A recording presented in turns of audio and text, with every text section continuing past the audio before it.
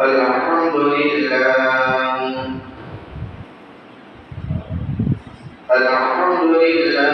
نحمده ونستعينه ونستغفره ونعوذ بالله من شرور أنفسنا ومن سيئات أعمالنا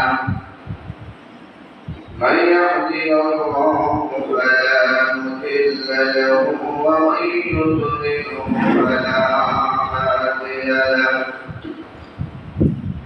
ونشهد أن لا إله إلا الله وأن محمدا عبده ورسوله أرسله بالحق بشيرا ونذيرا وداعيا إلى الله بإذنه وسراجا منيرا أما بعد فقد قال الله تعالى في كلامه المجيد وفرقانه العليم أعوذ بالله من الشيطان الرجيم بسم الله الرحمن الرحيم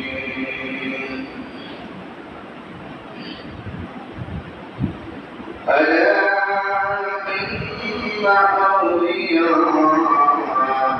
الله لا خوف عليهم ولا هم يحزنون الذين آمنوا وكانوا يتقون لهم البشرى في الحياة الدنيا وفي الآخرة لا تبديل لخلق الله لا تبديل لكلمة الله ذلك هو الفوز العظيم وقال تعالى في شأن حبيبه ومحبوبه ومعشوقه إن الله وملائكته يصلون على النبي يا أيها الذين آمنوا صلوا عليه وسلموا تسليما صلى الله على محمد صلى الله عليه وسلم صلى الله على محمد صلى الله عليه وسلم أشهد غيب القدرون المعشوق سيدنا أشهد ذي بيت الجنة وبتكنا صلى الله على محمد صلى الله عليه وسلم صلى الله على محمد صلى الله عليه وسلم بلغ العلا بكماله كشف الدجى بجماله حسنت جميع خصاله صلى عليه وآله قلما طيب عرش بها أسر محمد بنت بشر বন্ধুর পাশে বন্ধু বসা أسر كلمتي بلغ العلا بكماله كشف الدجى بجماله حسنت جميع خصاله صلى عليه وآله أرمل بكي مختار بني مابنان के भाई खुदार करुणा गमसार होए जल से बारंबार बलगलौला बिकमैली कशफत तुजा बिजमाली हसनत जमीउ खुसाली सल्लल्लाहु عليه وآله لا إله إلا الله لا إله إلا الله لا إله إلا الله محمد رسول الله جدبني كعدبني بكير شمد لگے جدبني كعدبني بكير شمد لگے لگے شیش درخوائی اللہ سلام محمد نہیں لا إله إلا الله لا إله إلا الله لا إله إلا الله محمد رسول الله بشتر পাই ফোটাই ফোটাই সকল কাছের ফোটাই ফোটাই করে দিকে লা ইলাহা ইল্লাল্লাহ লা ইলাহা ইল্লাল্লাহ لا إله إلا الله محمد رسول الله الحمد لله আল্লাহ পাক রব্বুল আলামিনের দরবারে লাখো কোটি শুকর যিনি আমাদেরকে আজকে পবিত্র জুমার নামাজ আদায় করিবার উদ্দেশ্যে মহান আল্লাহ পাক রব্বুল আলামিনের উপরে আসার মতো বসার মতো তৌফিক দান করেছেন। এজন্য আমরা সকলে মহান আল্লাহ পাক রব্বুল আলামিনের দরবারে শুকরিয়া আদায় করি আলহামদুলিল্লাহ। সাথে সাথে আল্লাহ পাকের প্যারা হাবিব दो जहाনের বাদশা নবী কামলে ওয়ালা নবী উম্মতের দরুদি নবী হুজুরে পাক সাল্লাল্লাহু আলাইহি ওয়াসাল্লামের উপর আমরা কয়েকবার মহাব্বতে দুরূদ শরীফ পাঠ করতে পেরেছি। এজন্য সকলে শুকরিয়া আদায় করি আলহামদুলিল্লাহ।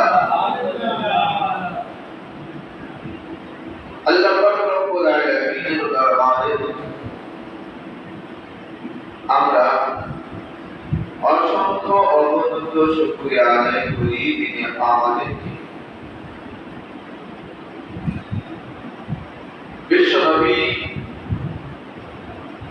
দো জাহানের বাদশা নবী কামলি ওয়ালা নবী উম্মতের দরুদি নবী হুজুর পাক সাল্লাল্লাহু আলাইহি ওয়াসাল্লামের উম্মত হিসেবে আমরা এই ধরার মধ্যে এই জমিনের বুকে আসতে পেরেছি। এজন্য আল্লাহ পাকের দরবারে আরো একবার শুকরিয়া আদায় করি আলহামদুলিল্লাহ। আল্লাহ পাক রব্বুল আলামিনের দরবারে আরো শুকরিয়া আদায় করি তিনি আমাদেরকে এই বাংলাদেশের জমিনে আউলিয়া কিরামের জমিনে আল্লাহ পাকের বুজুর্গানে দিনের কোলের মধ্যে পৃথিবীর মধ্যে আমরা বসবাস করতে পেরে আমরা আউলিয়া কিরামের সান্নিধ্য লাভ করে এই জগতে ইসলামের কালিমা মধ্যে আবদ্ধ হতে পেরেছি সেই জন্য আমরা শুকরিয়া আদায় করি আলহামদুলিল্লাহ। আল কারামাতু আউলিয়া আল কারামাতু হক অর্থাৎ আউলিয়া কিরামের কারামাত এটা শর্ত। আউলিয়া কিরামকে আল্লাহ তাআলা যে কিছু অলৌকিক শক্তি দান করেছে এ সম্পর্কে আজকে কয়েকটি আলোচনা বিশেষ করব। আল্লাহ পাক রব্বুল আলামিন এই বাংলার জমিনে কোন নবী রাসূল পাঠায় না। সাহাবায়ে কেরাম এই বাংলার জমিনে আসে নাই। কেউ কেউ বলেছেন 2-3 সাহাবী এই বাংলার জমিনে এসেছে, আবার অনেকেই বলেছেন যে আসে নাই। কিন্তু এই বাংলার জমিন আবাদ করেছে আউলিয়া কিরাম আল্লাহ সুবহানাহু ওয়া তাআলা। এই বাংলার জমিনে দ্বীন ইসলাম প্রচার করেছেন আউলিয়া কিরাম আল্লাহ সুবহানাহু ওয়া তাআলা। এই বাংলার জমিনে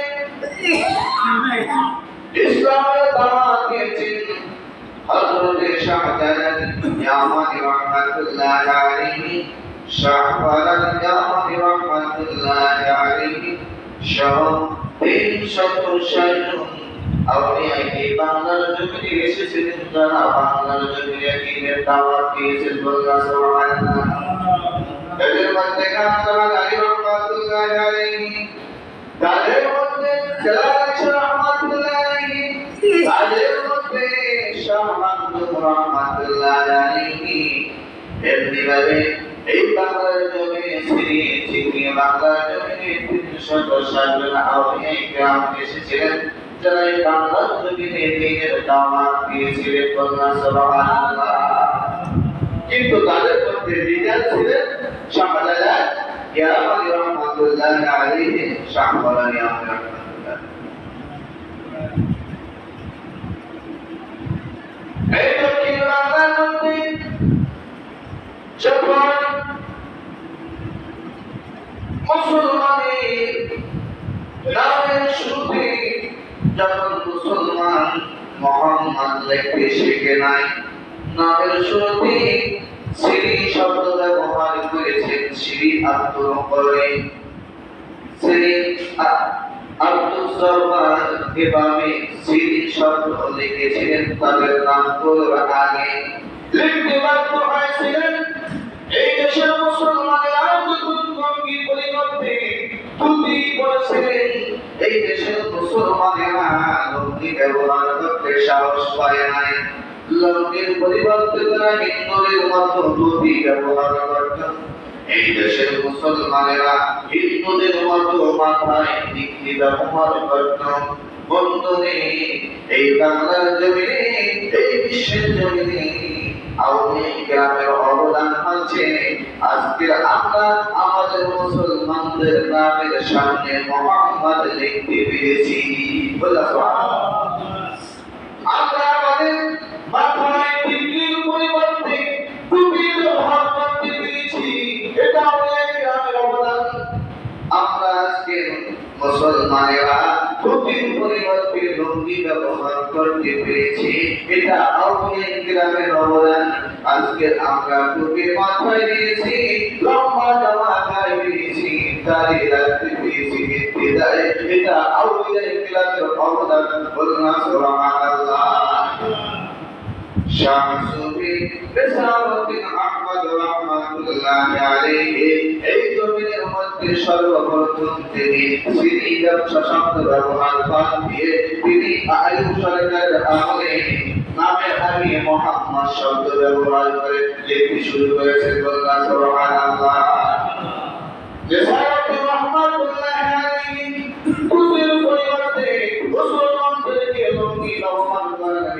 দিয়েছেন। টিকটির পরিবর্তে টুপির মাথায় দিয়েছেন শামসুদ্দিন নিসামুদ্দিন রহমাতুল্লাহি আলাইহি ওয়া আবদান বলনা সুবহানাল্লাহ।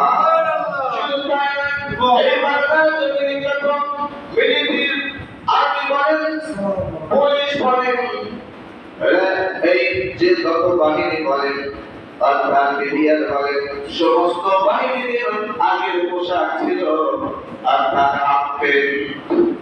কি ছিল? হাফ প্যান্ট ছিল। আগের জামানায় যখন পুলিশ বলেন, মিডিয়ার বলেন, আর্মি বলেন, তাদের পোশাক ছিল হাফ প্যান্ট। আয়ুব সরকারের আমলে সারসিনা নিসামুদ্দিন রহমাতুল্লাহি আলাইহি যুগে যখন তিনি আসলেন, নিসামুদ্দিন রহমাতুল্লাহি আলাইহি বললেন, সরকারকে বললেন, আয়ুব সরকারকে বললেন যে আপনি নামাজ পড়তেছেন কিন্তু আপনার প্রশাসন নামাজ পড়তে পারে না, তাদের হাত প্যান্ট বাঁধা খরচ তরল হয়ে আছে, এই অবস্থায় তারা নামাজ পড়তে পারে না। আপনি তাদেরকে এই হাত প্যান্টের পরিবর্তে ফুল প্যান্ট ব্যবহার করার অনুমতি দিন। অস্বরে সারসিনার জমি থেকে পাশ হয়েছে হাফ প্যান্টের পরিবর্তে ফুল প্যান্ট। সুবহানাল্লাহ। এটাই আমাদের কিরকম অবদান। শুধু এই নয়, বাংলার জমিনে যখন গৌর গোবিন্দ যখন বাংলার মুসলমানের উপর ইমানদারের উপর নির্যাতন শুরু করে দিয়েছে, নির্যাতন অপমানের কোন শেষ ছিল না। মুসলমানরা ছিল তাদের শিকার, অর্থাৎ হিন্দুদের শিকার ছিল মুসলমানেরা, অমুসলিমদের শিকার ছিল মুসলমানেরা। সেই সময় আল্লাহ পাকের নবী, বিশ্ব নবী, রহমতুল লিল আলামিন নবী, কামলিওয়ালা নবী ওই মদিনার মধ্যে ঘুমিয়ে আছেন, শুয়ে আছেন। রওজা পাকে জিন্দা নবী, বিশ্ব নবী, রহমাতুল লিল আলামিন নবী শাহজালালী আমাদের রহমাতুল্লাহি আলাইহি রূহের জগতের মাধ্যমে আল্লাহ তাআলা তাকে ইলমে লাদুনির মাধ্যমে নবীজি জানিয়ে দেন, ইলমে মারিফাতের মাধ্যমে আল্লাহ তাআলা শাহজালালী আমাদের যে তুমি বাংলার জমিনে নিজের দাওয়াত দিতে যাও। শাহজালালী আমাদের রহমাতুল্লাহ নিজের ইচ্ছায় বাংলার জমিনে আসে নাই, নবী মুহাম্মদুর রাসূলুল্লাহ সাল্লাল্লাহু আলাইহি ওয়াসাল্লামের নির্দেশে বাংলার জমিনে দ্বীনের দাওয়াত দিতে এসেছিলেন। সুবহানাল্লাহ। খাজা মাইনুদ্দিন চিশতি রহমাতুল্লাহি আলাইহি নবীর রওজা পাকে জিয়ারতে মশগুল ছিলেন, নবীর রওজা পাকে জিয়ারতে ছিলেন মশগুল। জিয়ারতের মাধ্যমে আল্লাহর নবীর দিদার হয়ে যায়। শাহ হযরত খাজা মাইনুদ্দিন চিশতি রহমাতুল্লাহি আলাইহি নবী মুহাম্মদুর রাসূলুল্লাহ সাল্লাল্লাহু আলাইহি ওয়াসাল্লাম দিদারের মাধ্যমে জানিয়ে দেয়, খাজা মাইনুদ্দিন ভারতবর্ষের মানুষগুলো আজকের বিহার অবস্থা অর্থাৎ অনেক নির্যাতনের শিকার হয়ে আছে। তুমি যাও রাজার বিরুদ্ধে তুমি মানবতা লড়াই করতে যাও, মুসলমানদের পক্ষে তুমি চলে যাও। খাজা মাইনুদ্দিন চিশতি রহমাতুল্লাহি আলাইহি বিশ্বনবীর ইজাজত নিয়ে, বিশ্বনবীর নির্দেশে মাত্র তার সফর সঙ্গী ছিলেন 7 জন। কয়জন? তাকে সহ 7 জন। মাত্র 7 জন সফর সঙ্গী নিরস্ত্র, কোনো অস্ত্র নাই, শস্ত্র নাই, বিনা দ্বিধায় ভারতবর্ষের মধ্যে প্রবেশ করলেন এবং তার মধ্যে অনেক ঘটনা ঘটে গেছে। সুবহানাল্লাহ। এই বাংলার জমিনে শাহজালালী আমাদের রহমাতুল্লাহি আলাইহি যখন বাংলার জমিনের মধ্যে প্রবেশ করবেন, এই সংবাদ রাজা গৌর গোবিন্দ যখন সংবাদ জানতে পারলেন যে শাহজালালী আমাদের রহমাতুল্লাহি আলাইহি বাংলার জমিনে আসতেছে মুসলমানদেরকে নিয়ে দ্বীনের দাওয়াতের উদ্দেশ্যে, ওই সেই সময় বাংলার জমিন থেকে ওই ইয়ামেনের পথ সুরমা নদীর সমস্ত পারাপার বন্ধ করে দিয়েছে। এমনকি সিলেটে যাওয়ার সমস্ত রাস্তা বন্ধ করে দিয়েছে।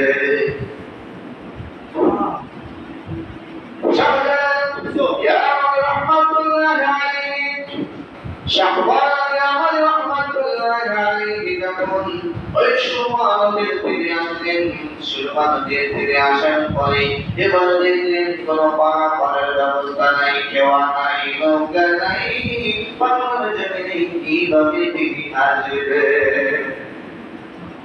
কেওয়া নাই, নৌকা পারাপারের ব্যবস্থা নাই, কিভাবে তিনি বাড়ি দিবেন? কিন্তু আল্লাহর নবীর নির্দেশ বাংলার জমিনে দিনের দাওয়াত দিতে হবে।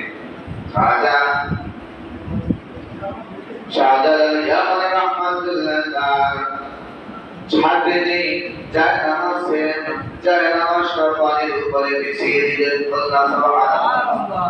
যায় নামাজ কি করলেন? পানির উপরে বিছিয়ে দিলেন। যায় নামাজ পানির উপরে বিছিয়ে দিলেন। যায় নামাজকে হুকুম করলেন আল্লাহর হুকুমে, ও পানি তুমি যায় নামাজকে কিস্তি বানাইয়া বিশ্বমা নদী পার করিয়ে দাও ওদেরকে। বলনা সুবহানাল্লাহ।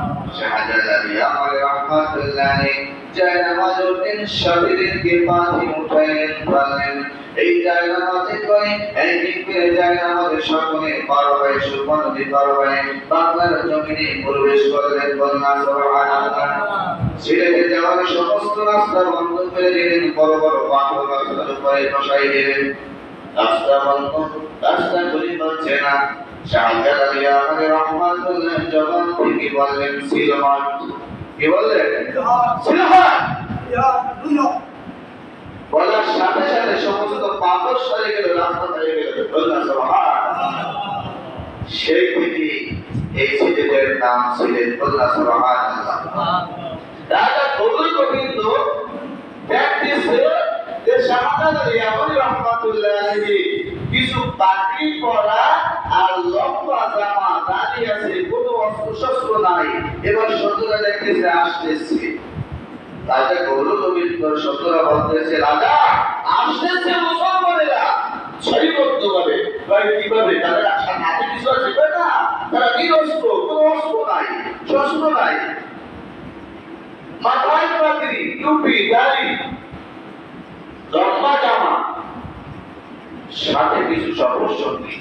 রাজা কবুল গোবিন্দ বলতেছে কোনো অস্ত্র নাই, কয় না নিরস্ত্র, আসতে যাও। আসতে যাও, আসার বলে তাদেরকে মজা দেখাবো। কি দেখাবো? মজা দেখাবো। কারণ তাদের কোনো অস্ত্র নাই। রাজা কবুল গোবিন্দ সৈন্যদের সাথে কোনো অস্ত্র শস্ত্রের কোনো অভাব নাই। এবার শাহজালাল ইয়ামানি রাহমাতুল্লাহ সঙ্গীদের নিয়ে যখন রাজ দরবারের মধ্যে পৌঁছালেন, একজন সাথীকে অর্ডার দিলেন, ওমর সাথী তুমি আযান দাও। আল্লাহ তুমি আযান দাও, আযান দাও। যখন আযান দিলেন আল্লাহু আকবার, আল্লাহু আকবার, আল্লাহু আকবার, আল্লাহু আকবার। কি বললেন? আযান দিলেন। কি বললেন? আল্লাহু আকবার, আল্লাহ সবচেয়ে বড়, আল্লাহু আকবার, আল্লাহ সবচেয়ে বড়। এই আযানের ধ্বনিটা যখন তার সাথী দিতেছিলেন, আযানের শব্দ এমন পাওয়ার সাথীর জবানের আযানের পাওয়ার মধ্যে দিলেন। আযানের শব্দটা যখন শুরু করলেন, সাথে সাথে ওই আযানের তাকবীরের ধ্বনিতে গৌর গোবিন্দ 45 ইঞ্চি পুরো সেই শাহী দরবারের বিল্ডিং ভেঙে ভাঙতে শুরু করলো এবং ভেঙে চুরমার হয়ে মাটিতে পড়ে গেল। রাজা গৌর গোবিন্দ বলতেছেন কি ব্যাপার? সৈন্যদের কথা কি ব্যাপার? কোন মুসলমান তাদের মুখের জবাবে, মুখের খড়িতে আমার এই বিশাল বিল্ডিং ভেঙে চুরমার হয়ে যাচ্ছে। অতএব পালাও, পালাও, সে যেখান থেকে পারো পালাও। সবাই পালাইতে শুরু করলেন। রাজা গৌর গোবিন্দ এক জায়গায় পালালেন। শাহজালাল ইয়ামানি রাহমাতুল্লাহ আলাইহি বিদায় শহীদ দরবারে এসে ওই গৌর গোবিন্দকে আটক করলেন এবং এই আটক করে এই বাংলার জমিনে তারা দ্বীনের দাওয়াত দিলেন। অর্থাৎ মুসলমান যারা, খাঁটি মুসলমান যারা, আল্লাহ যারা, আউলিয়া কেরাম যারা, তাদের অস্ত্র লাগে না, শস্ত্র লাগে না, বন্দুক লাগে না, তাদের মুখের জবানই হচ্ছে যথেষ্ট। সুবহানাল্লাহ। এই পৃথিবীর মধ্যে আউলিয়া কেরামের সাথে, নবী রাসূলদের সাথে, সাহাবায়ে কেরামদের সাথে যারা বিয়াদবি করেছেন, তারা চিরদিনের জন্য ধ্বংস হয়ে গেছেন। তাদের নাম নিশানাও এই জমিনের মধ্যে অনেকের নাই, চিহ্নও নাই, পাওয়া যায় না। অতএব আল্লাহ রাব্বুল আলামিন বলেন, বিসমিল্লাহির রাহমানির রাহিম।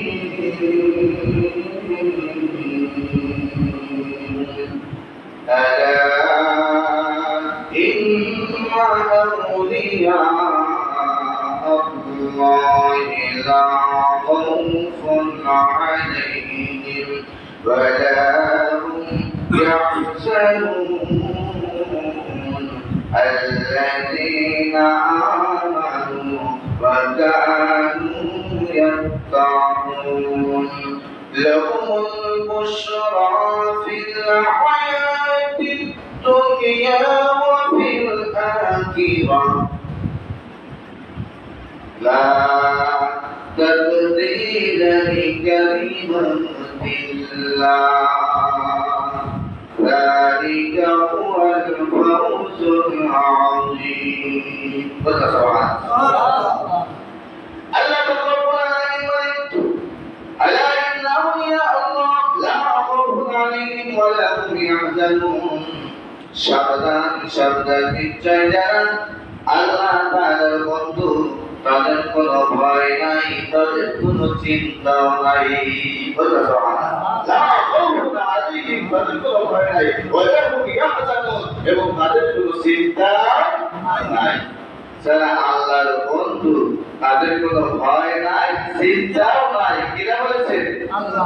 কে বলেছেন? আল্লাহ। আল্লাহ। আল্লাহ বলেন, যারা আমার বন্ধু হয়ে যায়, দুনিয়াতেও আখিরাতে তাদের কোনো ভয় নাই। লাহুল বুশরা ফিল হায়াতিদ দুনিয়া ওয়া ফিল আখিরাহ। আল্লাহ রাব্বুল আলামিন বলেন, দুনিয়াতে তারা দুঃখিত হবে না, চিন্তিত হবে না, যারা বিশ্বাস স্থাপন করেছে, আল্লাহকে ভয় করেছে। আল্লাযীনা আমানু ওয়া কানু ইয়াত্তাকুন, যারা আল্লাহ তাআলার উপর ঈমান এনেছে, আল্লাহ তাআলাকে ভয় করেছে। লাহুল বুশরা, তাদের জন্য একটা শুভ সংবাদ দাও, তাদের জন্য একটা সুসংবাদ আছে। লাহুল বুশরা ফিল হায়াতিদ দুনিয়া, দুনিয়াতে, ওয়া ফিল আখিরাহ, এবং আখিরাতে। যারা ঈমান আনার পরে আল্লাহ তাআলাকে ভয় করেছে, আল্লাহর উপর পরিপূর্ণভাবে ঈমান এনেছে, আল্লাহ বলেন নবী তো তাদেরকে একটা সুসংবাদ দাও যে ভাই ফিল হায়াতিদ দুনিয়া, দুনিয়ার জগতে, পার্থিব জগতে, ওয়া ফিল আখিরাহ, এবং আখিরাতের জগতে তাদেরকে একটা সুসংবাদ দাও। আল্লাহ তাআলা সুসংবাদ দাও। সেই সুসংবাদ কি? জান্নাতের। বলুন সুবহানাল্লাহ। যারা ঈমান আনার পরে আল্লাহ তাআলাকে ভয় করতে থাকে, আল্লাহকে ভয় করে,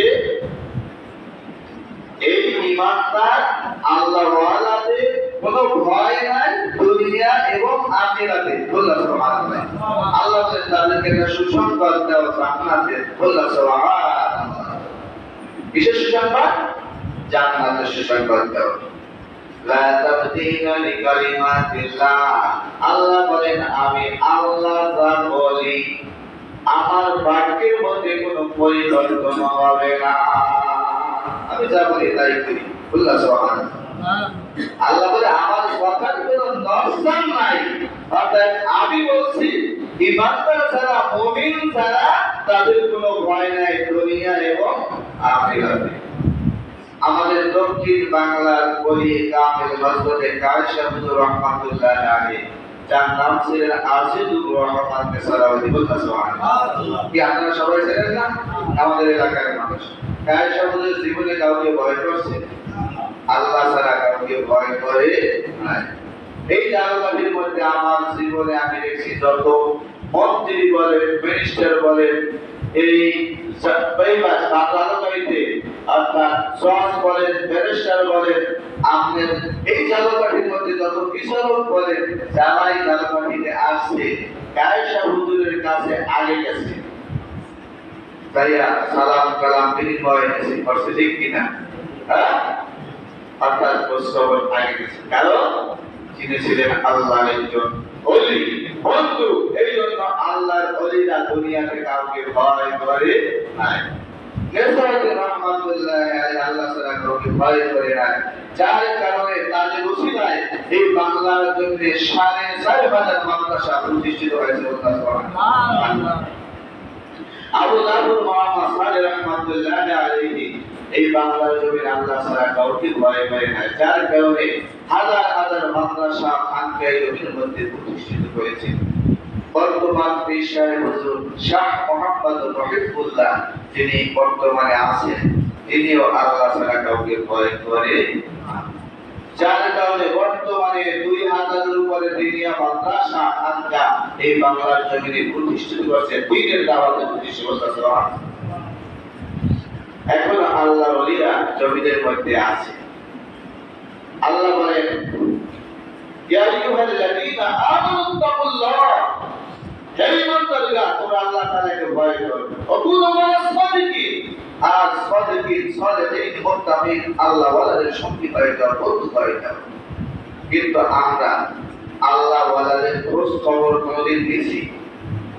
আল্লাহকে পাওয়ার জন্য আল্লাহ ওয়ালাদেরকে কোথায় আল্লাহ ওলি আছে, কোথায় আল্লাহর বন্ধু আছে খোঁজার চেষ্টা করেছি? তাদের সান্নিধ্যে গিয়েছি, আল্লাহ নির্দেশ দিয়েছেন আল্লাহ ওয়ালাদের সঙ্গে হও, বন্ধু হও, তবে তোমরা সফলতা অর্জন করতে পারবে। সুবহানাল্লাহ।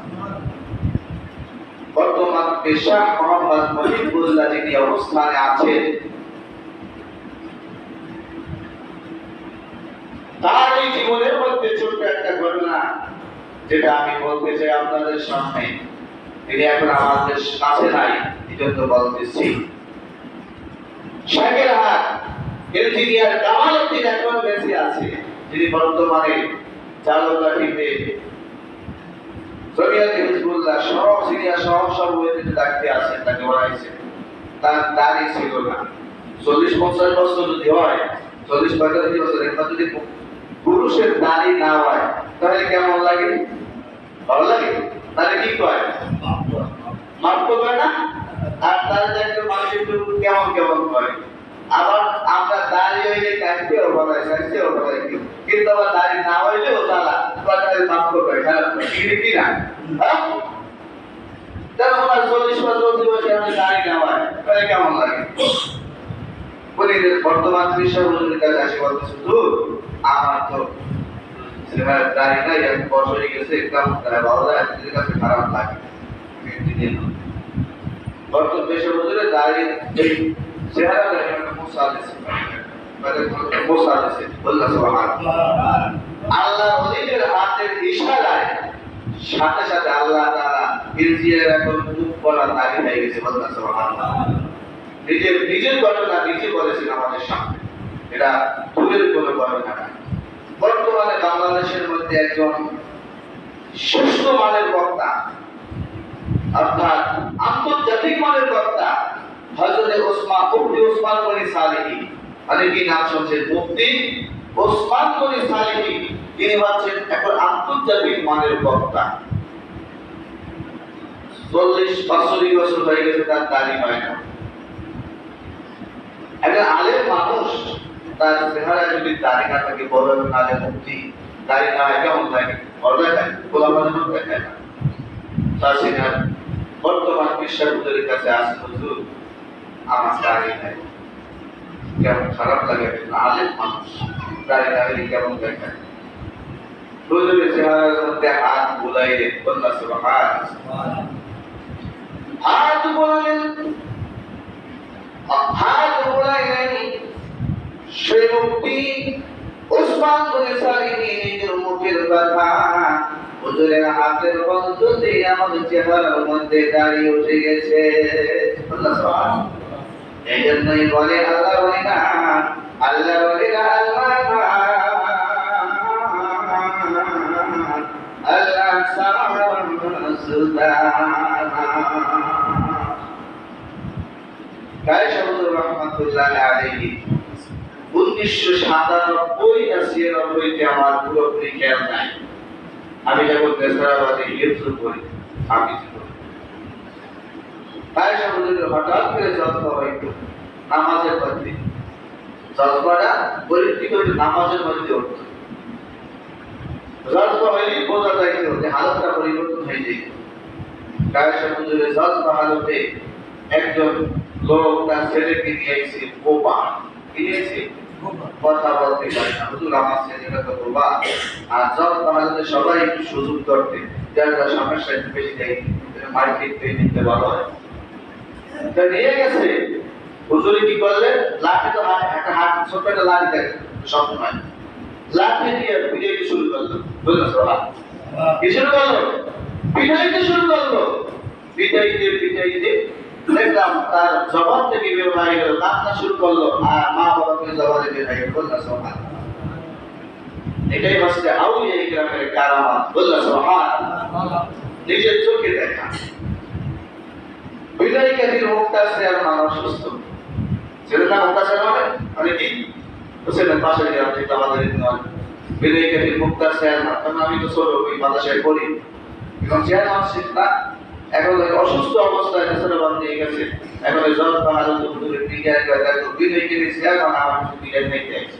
বললাম সবাই অর্থাৎ এটা বলছে এজন্য যে আউলিয়া কিরাম যারা হক্কানি তাদের মাধ্যমে এই জগতে আমরা দ্বীন পেয়েছি, ইসলাম পেয়েছি, মুসলমানিত্ব পেয়েছি।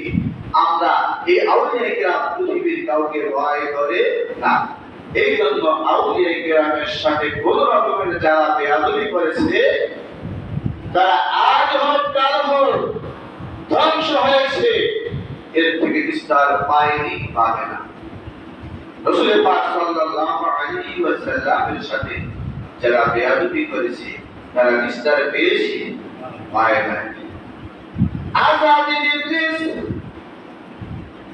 ইবলিস তো একজন জিন জাতি না, তার নাম ছিল কি আযাদিল, নাম ছিল কি আযাদিল। তিনি আল্লাহ পাক যিনি বড় বন্দেগী এত বেশি করেছেন কিতাবের মধ্যে পৃথিবীর এমন কোন জায়গা নাই যে জায়গায় আযাদিল সিজদা না দিয়েছে। এত ইবাদত বন্দেগী করেছেন, ফেরেশতারা খুশি হয়ে গেছেন। ফেরেশতারা আল্লাহর দরবারে বলে আল্লাহ এই আযাদিলকে তুমি আমাদের নেতা বানাই দাও, আমাদের নেতা বানাই দাও। ফেরেশতাদের নেতা ছিলেন আযাদিল। কি ছিলেন? ফেরেশতাদের নেতা। এতই ইবাদত করছে, কিন্তু যখন আল্লাহ পাক রব্বুল আলামিন হুকুম করলেন বাবা আদমকে বানাইলেন, সমস্ত ফেরেশতাদেরকে সিজদা করলেন। ও ফেরেশতারা মালায়েকা ফেরেশতা আযাদিল ছিলেন, মালায়েকা ফেরেশতাদের সর্দার হুকুম করলেন তোমরা সিজদা করো আদমকে। মাটির তৈরি আদমকে তোমরা সিজদা করো, কারণ আমি আল্লাহ একে জমিনের মধ্যে পুরুষের বানাইয়া সৃষ্টি করেছি। পিতা আদম যে পৃথিবীর সমস্ত মানুষের আদি পিতা বানাইয়া আমি জমিনের মধ্যে সৃষ্টি করলাম। বলতে তোমরা এই মানুষ আমাদের সৃষ্টি মানুষকে তোমরা সকলেই সিজদা করো। হুকুম কার? আল্লাহ। হুকুম কার? আল্লাহ। সিজদা করতে বলেছেন কে? আল্লাহ। আল্লাহ। এখানে ফেরেশতা এত বড় ফেরেশতাদের সর্দার আযাদিল এত ইবাদত বন্দেগী করেছেন, এত ইলম শিক্ষা করে পরেও আল্লাহর হুকুমের বিরুদ্ধে তিনি চিন্তা না করিয়া কি করলেন যে আমি তো আগুনের তৈরি আর আগুন তো মাটির তৈরি, মাটির নিচের দিকে পড়ে যায়, আগুন উপরের দিকে ওঠে, অতএব আমার মর্যাদা বেশি, আমি কেন মাটির তৈরি আগুনকে সিজদা করব? উল্টা দিক তার মধ্যে এসে গেছে, ওটা হিংসা। মানুষের মধ্যে যখন উল্টা দিক চলে যায়, মানুষের মধ্যে যখন হিংসায় কাজ করে, তখনই মানুষ ধ্বংস হয়ে যায়, ঠিক কিনা? এই জন্য রাসূল বলেছেন, তোমরা হিংসা তোমাদের মনের মধ্য থেকে দূরীভূত করে দাও, কারণ শুকনা কাঠ আগুন যেমনি শুকনা কাঠকে জ্বালিয়ে দেয়, ছাই বানিয়ে দেয়, শেষ করে দেয়, ধ্বংস করে দেয়, মানুষের জীবনে হিংসা তার জীবনে থেকে জীবনকে বরবাদ করে দেয়, সমস্ত আমলকে নষ্ট করে দেয়। আর যদি ইবলিস তার মধ্যে যখন হিংসা চলে আসছে, আমি চিন্তা করলেন না করবেন, সাথে সাথে আমার আল্লাহ তাআলা তাকে অর্থাৎ নাফরমান হিসাবে চিহ্নিত করে দিলেন, বের করে দিলেন জান্নাত থেকে, অর্থাৎ তাকে লাঞ্ছিত করলেন, অপমানিত করলেন, যে তুমি তোমার আমার ফেরেশতাদের দপ্তর থেকে, ইমানদারের দপ্তর থেকে তোমার নাম কেটে দেওয়া হলো। বিশাল লম্বা ঘটনা, এদিক যাবো না। আমি বুঝাইতে চাইছি যে আউলিয়ায়ে কিরাম যে সংস্পর্শে আমাদের যাওয়া উচিত, তাদের সাথে খুঁজে খুঁজে বের করে তাদের সংস্পর্শে গিয়ে সময় দেওয়া উচিত। আউলিয়ায়ে কিরামের সংস্পর্শে এক মুহূর্ত অবস্থান করা 1000 বছর ইবাদতের চেয়ে উত্তম। আল্লাহ সুবহানাহু। কারণ আগুনের কাছে গেলে যেমন আগুনের তাপ শরীরের মধ্যে লাগে, শীতের দিনের পানির কাছে গেলে যেমন পানির একটা হাওয়া তার শরীরের মধ্যে ঠান্ডা ঠান্ডা ভাব উদ্ভব হয়ে যায়, তেমনি ভাবে এই পৃথিবীর মধ্যে আউলিয়ায়ে কিরাম যারা তাদের অন্তরের মধ্যে যে মারিফাতের নূর, ওই আউলিয়ায়ে কিরামদের সাথে অবস্থান করার কারণে তাদের রূহানি ফয়সালা তার ওই কলবের মধ্যে যখন আসে, তখন ওই ব্যক্তি একজন কোন মুমিন হতে সক্ষম হয়। এই জন্যই আউলিয়ায়ে কিরামের কাছে যেতে হবে। আমার নিজের জীবনে অনেক ঘটনা আছে, যেটা বলবো না, যে আউলিয়ায়ে কিরামের সাথে অনেকেই বেয়াদবির কারণে তাদের জীবন ধ্বংস হয়েছে হবে। এই জন্য আমি রাসূল পাক সাল্লাল্লাহু আলাইহি ওয়াসাল্লাম সাহাবায়ে কিরাম বলতেছি, ইয়া রাসূলুল্লাহ, ইয়া হাবিবাল্লাহ, একটা সময় আসবে আখির জামানা যখন আপনি থাকবেন না। কি রাসূল এখন আমাদের কাছে আছে? আমাদের মাঝে রাসূল আছে? যে রওজা পাকে ঘুমিয়ে আছে, রওজা পাকে চিন্তা পাবে এখন শুয়ে আছে, এই বিশ্বাস ইমানদারের অন্তরে থাকতে হবে। নতুবা সে কোনো মুমিন হতে পারবে না। রাসূল এখনো রাসূল যদি জিন্দা নাই হইতো, তাহলে ওই যে বাদশাহ নবীর আমলে রাসূলের লাশ চুরি করে যাওয়া ছিলেন, তুমি যদি ইহুদি মুসলমানের বেশদার ছিলেন, লাশ চুরি করতে আসছে, বিশাল লম্বা ঘটনা পরে বলতেন তারা লাশ চুরি করতে রাসূলের কাছে গেছে করতে করতে, তখন রাসূল তাকে দেখে বাদশাহ নবীকে স্বপ্নে দিদার ইলাহি করে দেখেছেন, আমাকে আমার সামনে দিন পড়া তাদের দুইটা লোক চিন্তিত করলেন, কি করছে না? এটা তো সেটা কি মিথ্যা ঘটনা না সত্য ঘটনা? রাসূল এখনো রওজা পাকে আছেন জিন্দা অবস্থায়, শুধু ইসলাম পরিবর্তন করেছে। রাসূলের এক মদিনা শরীফের রওজা পাশে বসে মসজিদ নববীতে তাহলে হাদিস শরীফ পড়াইতেন একজন মুহাদ্দিস, তিনি 18 বছর পর্যন্ত হাদিস পড়াইতেন, ছাত্রদেরকে তালিম দিতেন একজন, যে রাসূল জিন্দা নবী রওজা পাকে শুয়ে আছে। একজন ছাত্রের মধ্যে দ্বিধাদ্বন্দ্ব শুরু হয়ে গেল, তাদের মধ্যে চিন্তা হয়ে গেল, কি রাসূল তো মারা গেছে, কিসের জিন্দা? ওস্তাদ হাদিস পড়াইতেছেন, এমন অবস্থায় ওস্তাদ বলতেছেন রাসূল রওজা পাকে জিন্দা অবস্থায় আছেন, আমরা যা কিছু করি বলি আল্লাহ যেমন দেখেন, আমার নবীকে পাওয়ার দেওয়া হয়েছে, আমার নবী দুনিয়ার সমস্ত মানুষের আমলগুলো দেখতে পায়। কোরআন শরীফের মধ্যে আল্লাহ বলেন, ইন্না আরসালনাকা শাহিদান ওয়া মুবাশশিরান ওয়া নাযীরান ওয়া দাঈয়ান ইলাল্লাহি বিইذনিহি ওয়া সিরাজান মুনীরা। এই আয়াতের তাফসীরের মধ্যে আছে রাসূল সমস্ত উম্মতের সাক্ষী। সুবহানাল্লাহ। সাক্ষী দিতে দেয়, তিনি না দেখে সাক্ষী দিতে পারে? অত মানুষের সাক্ষী বলে গ্রহণযোগ্য হয় না। আমার নবী রওজা পাকে বসে এখনো দেখতে পায়। বললাম সুবহানাল্লাহ। ওই তালিবে আলিম যিনি হাদিস শিক্ষা গ্রহণ করতেছেন, তিনি মনে মনে চিন্তা করলেন, রসূল তো মারা গেছে, কি করে হুজুর এটা? যারা খাস মন যাদের খোলা আছে, তারা তাদের সামনে যখন মানুষ বসে, তখন তাদের মানুষগুলোর ওই পরীক্ষা করার মতো যন্ত্রটা আল্লাহ তাদেরকে দান করেছেন, তারা বোঝে। হুজুর দর্শ দিতেছেন, লক্ষ্য করতেছেন, তার একটা সন্তান, তার একটা ছাত্র রাসূলের এই চিন্তা নবীকে অস্বীকার করতেছে। নবী ইশারা করলেন ছাত্রকে, ওই কথা ওই ওস্তাদ ইশারা করলেন ছাত্রকে যে একটু তাকাও, রওজার দিকে তাকাও। যখন রওজার দিকে তাকাইলেন, তখন ওই ছাত্ররা দেখলেন যে সেই সময় রওজার পাশে জালি দেওয়া ছিল। কি দেওয়া ছিল? জালি দেওয়া ছিল। দেখতে জালিগুলো নাই, রাসূলের রওজাটা ফাঁকা হয়ে গেছে। জিন্দা নবী জ্ঞাত অবস্থায় রওজা পাশে শুয়ে আছে। বললাম সুবহানাল্লাহ। ছাত্রী অবস্থা দেখে পেরেশান হয়ে গেলেন, বলতে শুরু করলেন।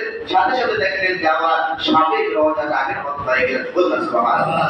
ছাত্র কি বলবেন? ছাত্র ওস্তাদ বললেন, থামো, তোমাকে দেখানোর জন্য এটা করা হয়েছে, বলার জন্য নয়। বললাম সুবহানাল্লাহ।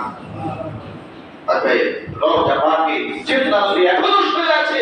এখনো যারা রওজা পাকে বসে দিয়ে রাসূলকে সালাম দেয়, আমার নবী বলেছেন, এই রওজা পাকে এসে যখন কোন মুসলমান, কোন আমার উম্মত এসে সালাম দেয়, আমি নবী তার সালাম সরাসরি গ্রহণ করি। শুধু তাই নয়, আমাকে যারা সালাম দেয়, আমি নবী কিয়ামতের পর তাদেরকে শাফাত করব। বললাম সুবহানাল্লাহ। অতএব সাবধান। রাসূল বলেছেন, সাহাবায়ে কেরাম বলেছেন, আখির জামার উম্মত যারা হবে আপনাকে পাবে না, তারা একটা পেরেশান হয়ে যাবে, নিয়ামত থেকে বঞ্চিত হবে।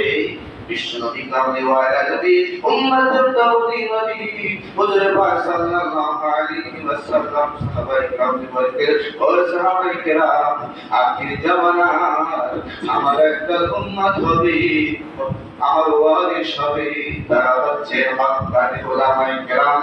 হক্কানি উলামায়ে কেরাম যারা হবে আল্লাহর ওলি, আল্লাহর বন্ধু, এই সমস্ত হক্কানি উলামায়ে কেরাম এর মাশায়েখ কেরামের বন্ধু হবে, যারা তাদের চেহারার দিকে তাকাইবে, সেজন্য আমি রাসূলের দিকে তাকাইব। বললাম সুবহানাল্লাহ।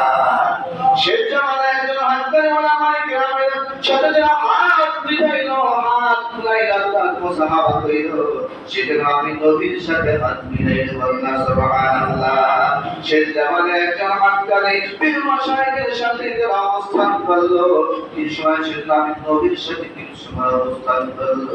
অতএব ভাইরা বন্ধুরা, আল্লাহ পাকের নবী সাহাবায়ে কেরামদের বলেন, যারা তাদের সাথে মোলাকাত করলো, তাদের সঙ্গে হয়ে গেল, তারা আমি রাসূলের সাথে একই সাথে জান্নাতে যাবে। বললাম সুবহানাল্লাহ। এই জন্য বলেছে গোলামানা সুহবাতি বা আউলিয়া বিকর সদসাতি তাআত দুনিয়া, আউলিয়া কেরামের সাথে এক মুহূর্ত অবস্থান করা হাজার বছর থেকে ইবাদতের চেয়ে উত্তম।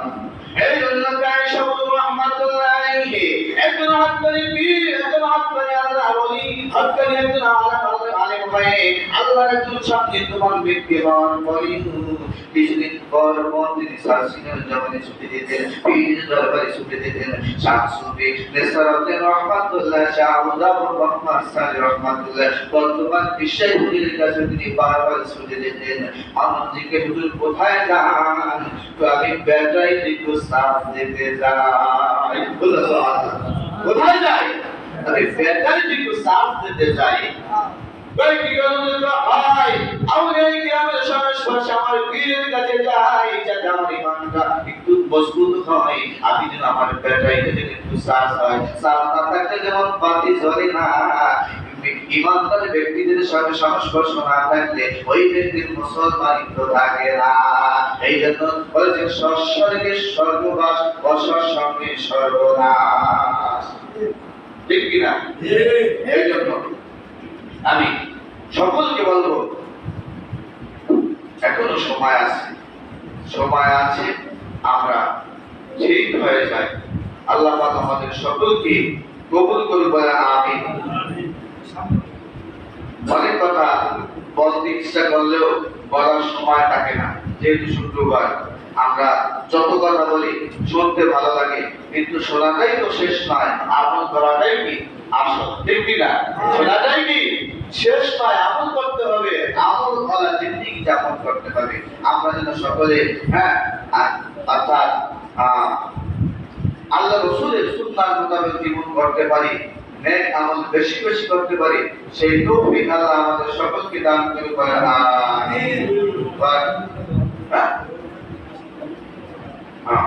আর আল্লাহ আমাদের সকলকে সঠিক বুঝ দান করুন। আর আমি আপনাদেরকে আগেও একবার বলেছি, এখনো বলি যে এই মসজিদে প্রতি রবিবার তালিমি জলসা হয়, অর্থাৎ জিকির আজকার হয়, কিছু নসিহত দিনের ব্যাপারে হয়, খুব বেশি কোরআন শরীফ মস্ক হয়। আমরা অনেকেই সূরা কালাম শুদ্ধভাবে পড়তে পারি না, মাসলা মাসের অনেকেই জানি না। আত্মাহি দুরূদ শরীফ দোয়া মাসুরা যদি আগে এখানে জিজ্ঞাসা করি, দেখা যাবে এখানে যত সুন্নি আছে এর মধ্যে কি অর্ধেকের বেশি ফেল, কি ঠিক কিনা? ফেল। যারা ফেল করলেন সারা জীবন কি ফেল তো ফেল অবস্থায় থাকবে, পাস করতে হবে না? পাস করা লাগবে না? পাস না করলে তো বিপদ। ইমান দিয়ে তো পাস করতে হবে। আল্লাহ বলে আমি কি ইমানদারকে পরীক্ষা করব না? তাহলে সে কিসের ইমানদার? ইমানদারদের পরীক্ষা আছে। মানুষ আই পাস করলে তার একটা পরীক্ষা আছে, মেট্রিক পাস করলে সেটা মেট্রিকের পরীক্ষা আছে, বিএ পাস করার জন্য একটা পরীক্ষা আছে, এমএ পাস করার জন্য একটা পরীক্ষা আছে, এরপর মাস্টার্স করেন আমাদের যেগুলো পরীক্ষা বলে একটা পাশের জন্য একটা পরীক্ষা আছে। তাহলে ইমানদার আপনি মুক্তি প্রশ্ন আপনার পরীক্ষা আছে না, ওই ক্ষেত্রে পাস না করে ফেল করে কি করছেন? অতএব প্রতি রবিবার 1 ঘন্টা মাগরিবের নামাজের পরে 1 থেকে 6 ঘন্টা সময় থাকে। এই সময়টুকু একটা ধরে 6 ঘন্টা সপ্তাহে একদিন, এই সময়টুকু আমরা যদি দিতে না পারি তাহলে আমরা কেমন মুসলমান? সকলকে আমি দাওয়াত করব আগামী রবিবার ইনশাআল্লাহ সকলে উপস্থিত থাকতে পারবেন না? মাসিক জলসা, এটাকে মাসিক জলসা আগামী রবিবার। এই মাসিক জলসায় সকলে উপস্থিত থাকবেন। যতই কাজ থাকুক চেষ্টা করবেন যে মাগরিবের পর থেকে ঈশা পর্যন্ত নামাজ পর্যন্ত এখানে অবস্থান করা, কারণ সারা দিনে তো 4 ঘন্টা 8 ঘন্টা লাভ হইলে কি? অতএব সকলে কঠোর এই সময়টুকু আপনারা অবস্থান করে মসজিদে জিকির আজকার হবে। জিকিরের সেই উত্তম আমল এই পৃথিবীর মধ্যে নাই। জিকির এবং দুরূদ এই দুইটার চেয়ে উত্তম আমল পৃথিবীর মধ্যে কি নাই। আমরা জিকিরের সময় থাকি না, কিন্তু ওয়াজের সময় থাকি। জিকিরের সময় কি থাকি না, কিন্তু ওয়াজের সময় থাকি। কিন্তু ওয়াজের চেয়ে কোটি কোটি গুণ বেশি আমলের মানে মজবুত আমল জিকির। বলতে সুবহানাল্লাহ। আল্লাহ সকলকে সঠিক বুঝান, আমিন। বাকি দাওয়া আলহামদুলিল্লাহি রাব্বিল আলামিন। আসসালামু আলাইকুম ওয়া রাহমাতুল্লাহি ওয়া বারাকাতুহু।